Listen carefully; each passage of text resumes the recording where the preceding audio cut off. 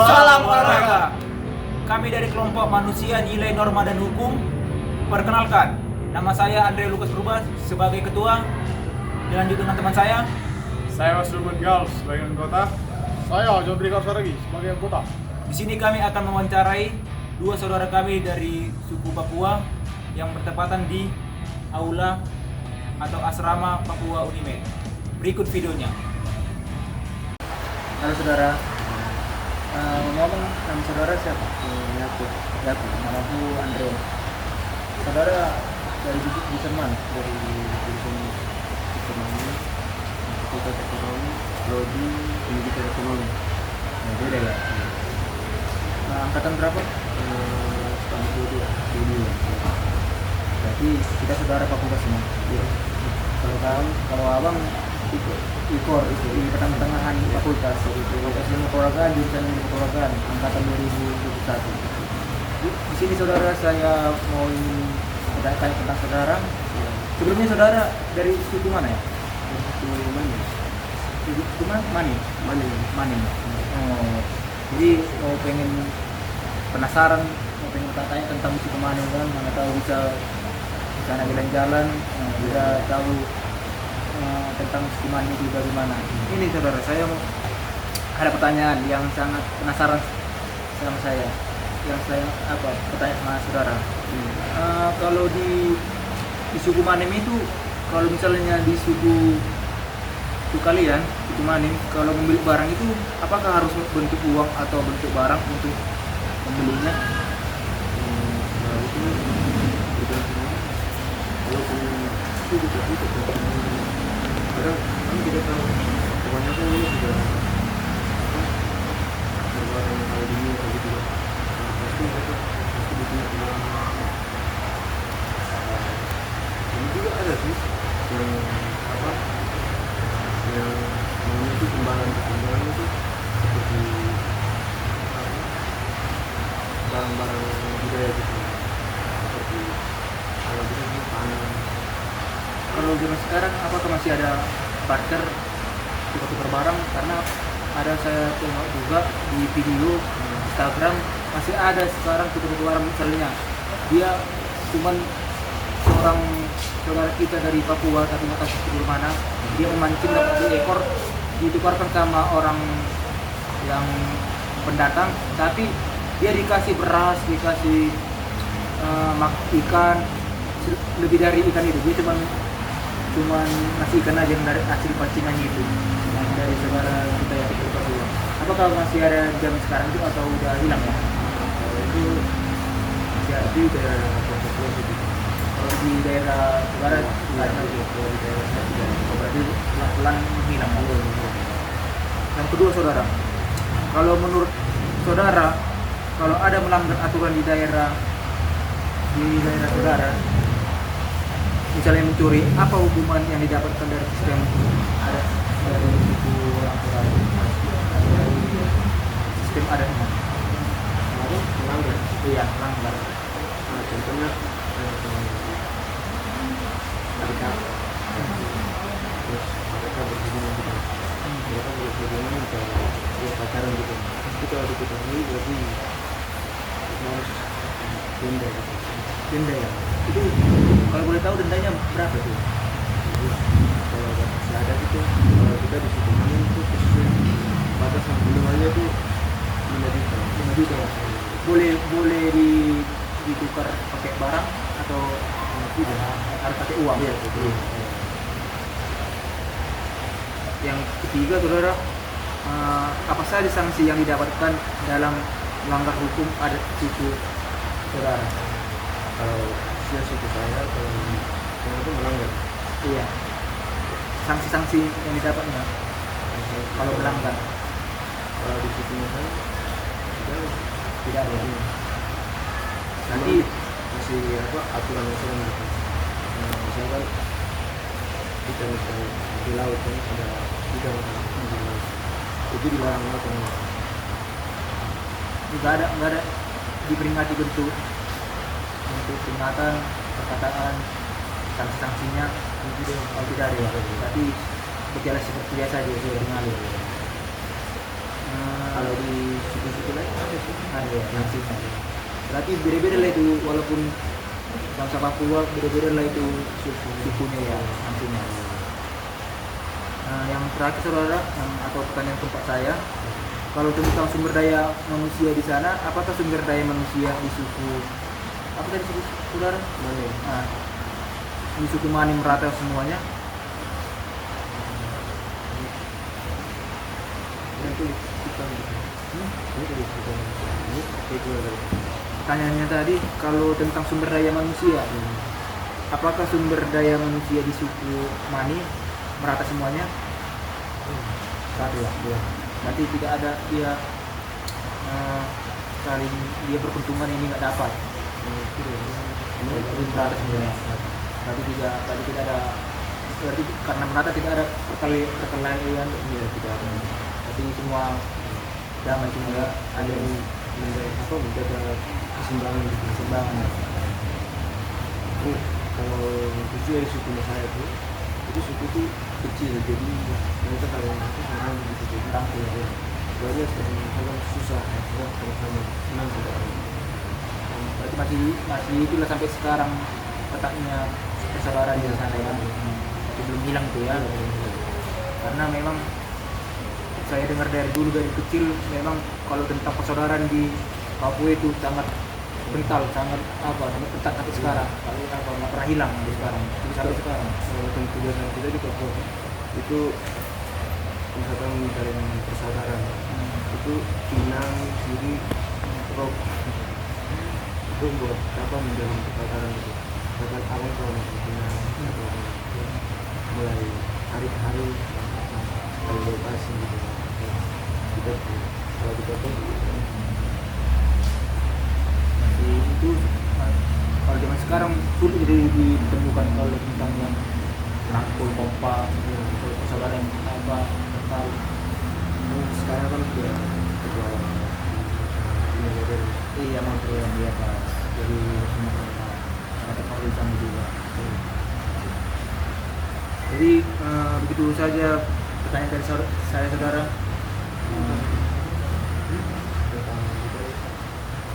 Iya, ini tentang ilmu sosial budaya, tapi dia aku tentang bertanya tentang hukum. Kalau gitu, terima kasih atas sebagai saudara dan waktunya. Begitu ya. Oke. Perkenalkan Bang, nama saya Nindi Saragi. Saya mau wawancara Abang sebentar tentang norma-norma yang ada di Papua Bang. Jadi sebelumnya kumpul pertanyaan Bang, saya kenal Abang. Yakob Kuntung Dwi. Misalnya dari mana? dari Papua, Kabupaten Jayapura, Fakultas Ekonomi, Prodi Pendidikan Ekonomi. Jadi Abang di sini sebagai mahasiswa gitu ya. Ya, Istanbul Jogja. Jadi saya ingin bertanya Bang sedikit tentang pengalaman hidup Abang yang waktu di Papua gitu. Boleh Bang? Jadi Abang di Papua ini Bang memiliki suku atau tidak Bang? Suku. Punya suku? Boleh tahu suku Abang? Kalau saya itu Mani. Mana? Mani. Itu khususnya di mana itu Bang? Papua Barat, Timur atau Papua? Di Papua. Papua Papua. bagian mana gitu? Di bagian timur. Bagian Timur. Jadi saya ingin bertanya tentang sedikit tentang adat yang di sana Bang. Mana adat yang di suku mana itu Bang? Semua suku. Hah? Semua suku. Karena Itu punya kepala suku atau ini? Bagaimana? punya kepala suku. Punya kepala suku. Kalau itu kita tahu kan sama seperti suku Wamena. Kalau saya punya suku Mani itu jarang kelihatan. Oh berarti cuma Abang sendiri di suku mana di Unimed ini Bang? Langka sekali ya Bang ya? Ya. Jadi kalau misalnya adalah seseorang yang berbuat salah di suku mana ini Bang, jadi proses hukumnya gimana? Melalui suku atau hukum pemerintahan di Papua ini? Kalau khususnya di suku saya itu dari suku di Oh dari suku dulu, ada kepala suku yang Iya. apa ya? Apa sih? itu misalkan masalah adat gitu. Misalnya ada keringanan atau keringanan hukuman enggak gitu Bang? contohnya seperti ini, seperti kawin. Kawin. Misalnya saya menikah dengan keluarga di kampung, itu pasti mereka mintanya itu imbalan atau tukaran gitu. Misalkan abang punya adik perempuan, dan adik saya juga ada perempuan. Terus misalkan saya pacar dengan adiknya abang, terus mau nikah, nah, nanti adiknya saya ke abang gitu. Imbalannya berupa apa kira-kira? Gitu. Berupa babi itu atau uang? Kalau ini tuh uang gitu. Uang dua. Uang sama kalau mungkin ada saya atau suatu saya itu yang kebanyakan di ada Jadi budaya di Papua sana gimana? Punya apakah rumah adat atau ya, rumah pakaian adat punya gitu? ya, rumah ada sama rumah itu. Ada upacara-upacara gitu Pak atau di suku itu? Ada upacara khusus gitu tertentu? Ada. Apa itu? Nggak tahu. Kalau itu kalau kita di khususnya suku Mangil itu dulunya kita bulan Maret. Bulan Maret, bulan 3 apa ya? Dan itu ada macam latih adik-adik yang belum tahu atau baru tumbuh baru tumbuh. Dewasa gitu? Ya, tapi mereka untuk bisa Berburu? tidak ya berburu terus bisa mengenalkan cara-cara tradisi kita Itu ya. Terima kasih Bang. Oke Bang. Hah? makanya Halo, selamat siang Bang. Ya.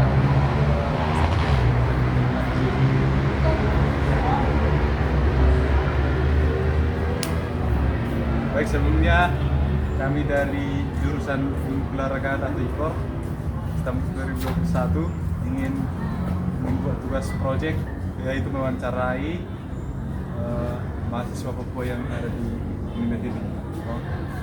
Baik, kami boleh tahu namanya dengan siapa Bang? Abdilaus ya. Kalau asalnya dari mana Bang? Dari Barat, Papua Barat. Sukunya Bang? itu rumput. Sumpu ya. Kalau di Unimed ini abang jurusan apa Bang? Sejarah. Jurusan sejarah dari Fakultas Ilmu Sosial ya. Ya. Oke. Baik, kami di sini mau bertanya sedikit tentang norma-norma atau aturan-aturan yang ada di Papua ya Bang ya. Apa aja yang aturan-aturan yang ada di daerah abang? Aturan-aturan Aturan-aturan di daerahku, ya daerah. kalau di daerahku banyak aturannya. Kayak aturan-aturan untuk pendatang atau guru-guru yang datang Ya. atau pendeta, banyak aturan.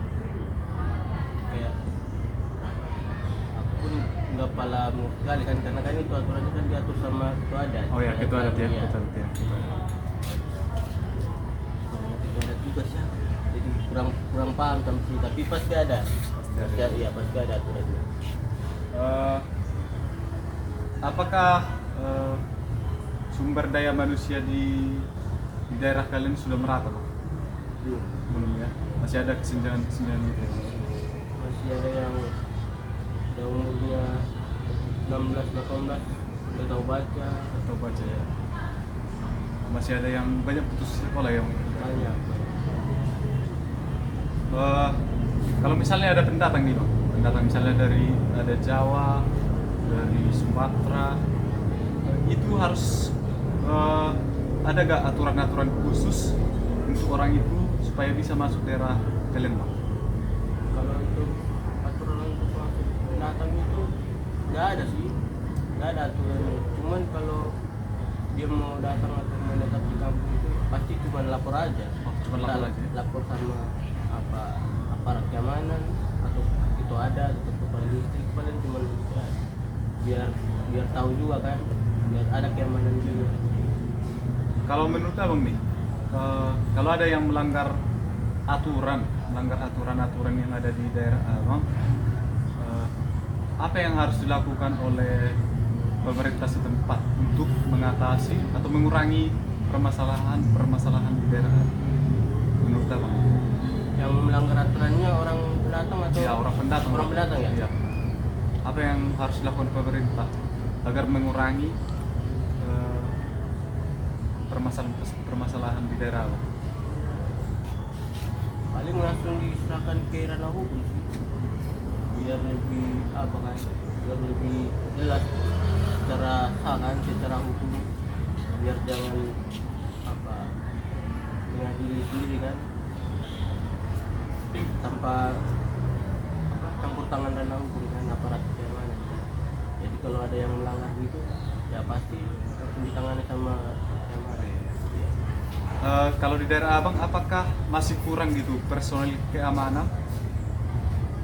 Misalnya polisi, apakah masih kurang gitu di daerah Abang?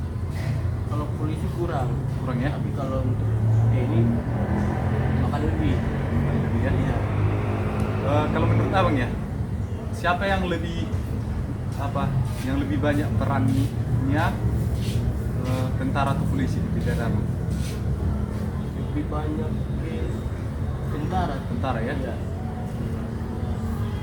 Karena selain dalam bentuk keamanan juga dalam bentuk sosial. Iya, dia dalam semua sisi ke masyarakatnya, terus sisi ke aparat apa penegak hukum, banyak apa ya, banyak lah tanggung jawabnya gitu lah, terhadap masyarakat, terhadap pemerintah. Kalau misalnya di sana, Bang, apakah sudah banyak orang yang mematuhi aturan atau ada beberapa orang yang melanggar aturan masih? Aturan yang ada di sana, misalnya melanggar adat, ada yang banyak juga ya, Bang ya? Banyak yang melanggar. Itu menurut Abang karena apa, Bang? Atau karena kemiskinan kah? Atau Iya, karena faktor ekonomi. faktor ekonomi? Iya. Jadi kayak dengan keterpaksaan kan, harusnya dia melanggar peraturan yang udah dibuat sama ketua adat atau kepala desa kan, kepala desa. Kalau dari Abang nih, apa lapisannya untuk pemerintah supaya mendapatkan kemakmuran di daerah Abang dan tidak ada lagi yang melanggar aturan gitu? Pesannya untuk pemerintah lah. Pemerintah ya apa ya, pilihlah orang yang memang betul-betul mau kerja lah, jangan cuman asal-asalan kayak cuman langsung oh ini saudaraku, oh ini. Haruslah pilihlah yang betul-betul memang dia mau jadi pemimpin atau mau jadi apa, karena memang masih tidak hanya di Papua aja, tapi memang di semua tempat masih kekurangan. Jadi ya pesan itu cuma itu aja. Kalau menurut pendapat Abang lah, atau dari perasaan Abang, apakah pemerintahan kita atau pemerintahan Jokowi saat ini sudah memuaskan gitu? Sudah ada peningkatan gitu? Ada peningkatan, tapi nggak di semua di semua bidang, kayak bidang ekonomi, kayak pembangunan, nggak merata semua. Iya, nggak merata. Paling cuma di pembangunan atau infrastruktur ya, cuma di batas itu aja. Tapi yang lainnya kayak SDM, kayak ekonomi apa kan sebagian kan masih kurang. Ya. Yang nggak merata dia kan. Ini dipenuhin, cuman aku lewat. Apa pesan-pesannya untuk masyarakat di daerah Abang supaya jangan melanggar aturan gitu, supaya tetap mematuhi aturan? Apa pesan-pesannya untuk masyarakat kita tetap?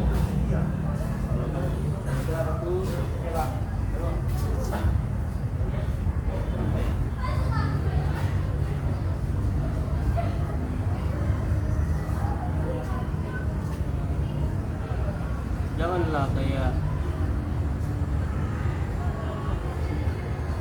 Agar tidak melanggar aturan lah. Apa yang harus dipatuhi? Apakah harus